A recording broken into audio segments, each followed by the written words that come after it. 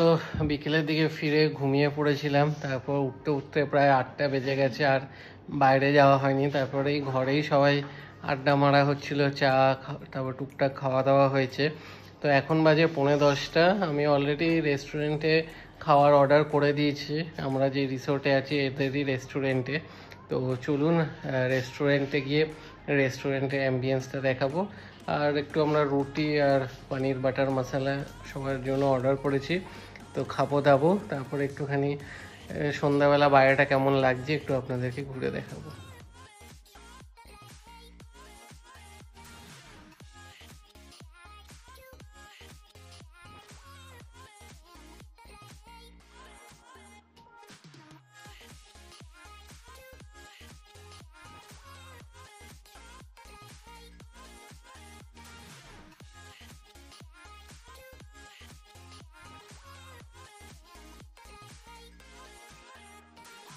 আমরা ডিনারে তাওয়া রুটি নিয়েছি আর পনির বাটার মশলা।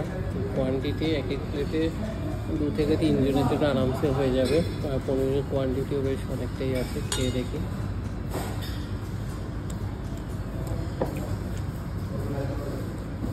ঠিকঠাক মোটামুটি। তো চলুন খাওয়া দাওয়া কমপ্লিট করি। অ্যাম্বিয়েন্সটা কিন্তু খুব সুন্দর, বাইরে নন এসি সেকশন আছে, এসিও রয়েছে। তো খেয়ে দিয়ে একটু বাইরেটা ঘুরে দেখি। খাওয়া দাওয়া বেশ ভালোই ছিল। তো চলুন একটুখানি আপনাদের সামনেটা একটু ঘুরিয়ে দেখাই। বেশ হালকা হালকা লাইট জ্বলছে বাগানে, বেশ অ্যাম্বিয়েন্সটা কিন্তু সুন্দর লাগছে। উপর থেকে তখন সকালে আপনাদের দেখিয়েছিলাম এইদিকে, এই ব্যাপারটা কিন্তু খুব সুন্দর। কালকে সকালে এখানে ছবি তুলতে হবে। আর এই দেখুন এইদিকে এরকম রিসোর্টে পুরো বাগানে লাইট জ্বলছে। হচ্ছে বাইরে থেকে ভিউ আমাদের এই রিসোর্টটার। এই ওই সাইড দিয়েও ঢোকা যায়, আবার এখান দিয়েও গাড়ি নিয়ে ঢুকে এখান দিয়ে এই সামনে দেখতে পাচ্ছেন এটা হচ্ছে রেস্টুরেন্ট, আর এখান দিয়ে ঢুকে হচ্ছে রিসেপশন এরিয়া, আর সামনে হচ্ছে পার্কিং এরিয়া। অনেকটাই বড় পার্কিং এরিয়া, অনেকগুলো গাড়ি একসাথে রাখা যাবে এখানে। আপনারা এখান দিয়ে ঢুকে হচ্ছে রিসেপশন, আর এইদিকে হচ্ছে সব গাড়ি দাঁড়িয়ে আছে। আমাদের 2টো গাড়ি এসছে, এখানে একটা দাঁড়িয়ে আছে আর এখানে একটা দাঁড়িয়ে আছে।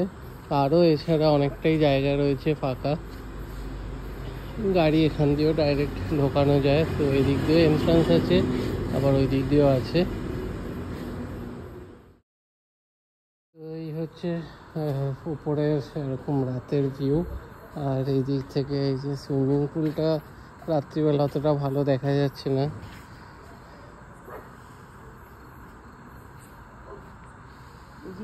চলে যাবো শুতে। তো বাকিটা আবার কালকে সকালবেলা ব্রেকফাস্টে কন্টিনিউ করছি।